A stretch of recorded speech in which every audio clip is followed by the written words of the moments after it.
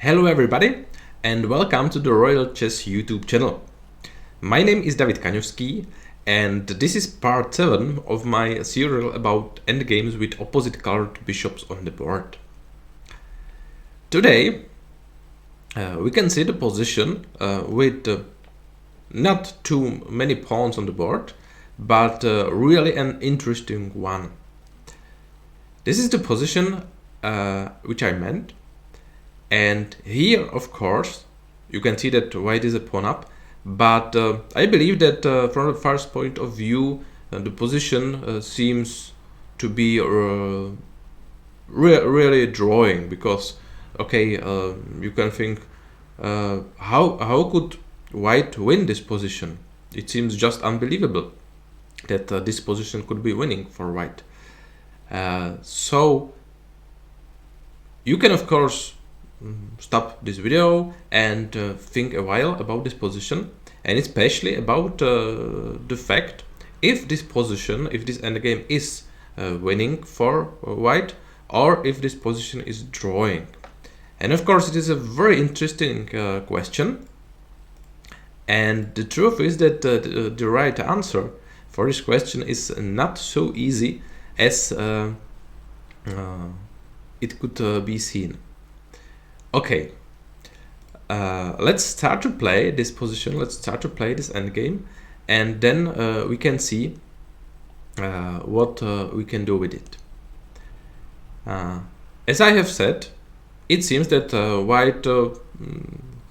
white has got almost no chance in here how to win, because in fact the only chance is to push his C and D pawn forward. But on the other hand, if you would like to make a passed pawn in here, you should play c3, then king d5, and then d4.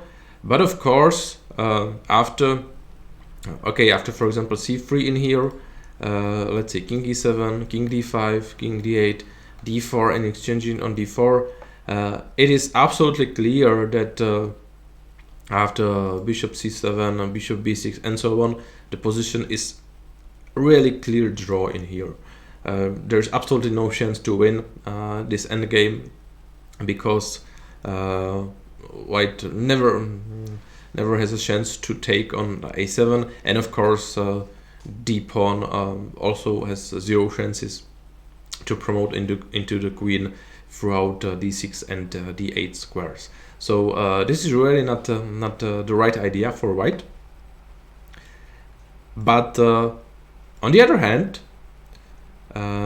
really interesting idea can be discovered in here, and it is c4. Quite a surprising move, because now it seems that white never can play d4, because d4 is just protected with both pawn and the bishop. But the idea behind this move is that after king e7 and one tempo with bishop h3, king e8, and bishop f5, it is a very important move. We can see why in a while. And king e7, white is playing d4. So white is sacrificing a pawn, but after taking on d4, c5 is coming, of course. And now after bishop a5, king b7, it starts to be clear why white sacrificed a pawn, and in fact white is taking that sacrificed pawn very quickly back. And of course another very good point is why white made a tempo with the bishop h3, because bishop is greatly standing on f5, because it's protecting important d3 square, so black d pawn cannot go forward. And of course the tempo was useful also because without a tempo, black king would stay on d8, which would be much better for black, because now black cannot make any better move than king d8. So he's protecting c7 square against c6 and c7, of course. And here Another very important moment and very important point behind this position is that white, of course, in fact, cannot take on a7. I said that white can quickly get his sacrificed pawn back, but it's not the truth, in fact, because after taking on a7, black is playing king c7, of course, and here it is another really clear draw, because here white never can go with his king from the corner. Black king is just present in the corner of the board on a7 and a squares, and white cannot do literally anything in this position. So instead, after king d8, black needs to play white needs to play bishop d3 in here, and after king d7, c6. And after king d6, again the situation is just the same. After taking on a7, black is playing king c7 with a very clear draw for black. But after bishop b5, there's a problem for black, because he cannot go with his bishop anymore, with his king anymore, because of c7. So he needs to make a move with his bishop, and he needs to play bishop b6. But after bishop b6, or for example bishop d8, it's not a big difference. White is playing c7. Another very surprising sacrifice of the pawn. Of course, black has to take on c7. And after king a7, the idea behind c7 was, of course, to block a c7 square with black bishop. So now, of course, black cannot go on c7 with its king, which would be much better, of course, with prisoning white king on a7 and 8 squares. So now black has to play king c5. Here you can see another very important idea behind bishop b5, because now bishop is protecting important c6 square. So after king c5, it seems that white needs to play with his bishop, but in fact it's not the truth, because he can play king b7, of course, and a7, a8 is threatening. And after bishop b6, easy bishop d3 move is coming, and suddenly it is absolutely clear that black is losing here, because it is another nice two-twang.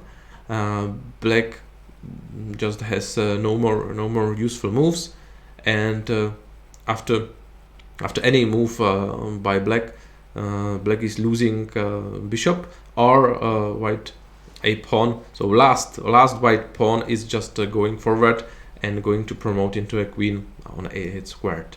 So this is a brilliant winning idea by white in this position, in this endgame. But let's go for the starting position of this endgame again. And here I have the same question. What do you think about this position? It is drawing, or it is winning for white? We could have seen a very nice variation with winning end for white, but the truth is that the position is not winning for white. The position is drawing, but black needs to play very precisely. And of course, this is a very nice example that it is really useful to know many type of endgames, and also or especially many types of theoretically drawing endgames, because here it is one of that examples. After c4, king e7 is fine for black. After bishop h3, king d8 also. But after bishop f5, King e7, which was played in the previous version, is in fact the losing mistake. And here the right idea behind Black's play is to play bishop a5, which is quite amazing that Black needs to sacrifice his pawn on c5, so his c pawn, but it is much more important to activate his bishop as soon as possible. And after taking on c5, Black can play bishop b6 again, and after king c6, bishop e3. Here, of course, after d4, Black is just taken, but after c5, bishop f2 is coming, and the problem for White is that, of course, he cannot play king b7 because of taking on c5, of course. After king d6, Black can play check on g3, so White has no better option than king d5. But after king d5, and it is of course a big difference, White pushed away c7 square, so Black king can go to c7, which is of course a main goal for Black in this position, in this endgame. And we could have seen in the previous variation that without king c7, Black was lost. But here after king c7, d4, in fact it still seems that White should be winning, because of course without a pawns on the board, the position is a clear draw, as we already know. Black can just play bishop h4, bishop a7, bishop e7 with for us already known fortress and drawing position. But what about the situation with a pawns on the board? The truth is that these a pawns in fact make absolutely no difference. So after bishop h4, king c4 and bishop e7, d5 and bishop f8, this position is a theoretical draw, which is amazing because White cannot make any progress. Through b5 he can go nowhere, and of course it's impossible to go king d4, king a5, king e5, because pawn on c5 would be not protected anymore. But after d6, Black is taking, of course, and this is a very nice example of the position which is not winning for White, even though he's got the whole bishop up, and he has a good bishop together with his rook pawn on a6. But the problem is that White never can take pawn on a7, because, for example, after, let's say, king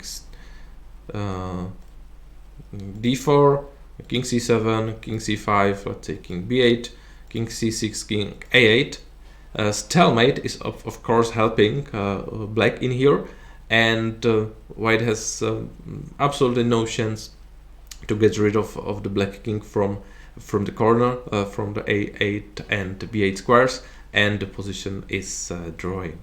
So this is a beautiful idea how Black can survive in this endgame. But to be honest, I believe that really not many players would find this beautiful defense, and that many players would play that as we could have seen in the first variation, and then they would lost the endgame. So another brilliant idea, another very nice example of an endgame with opposite colored bishops. So I hope you have enjoyed it.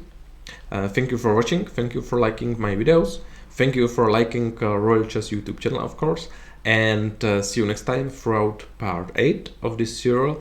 Last 3 parts of this serial are coming, and of course another 3 beautiful examples just for you. So thank you again, and see you next time.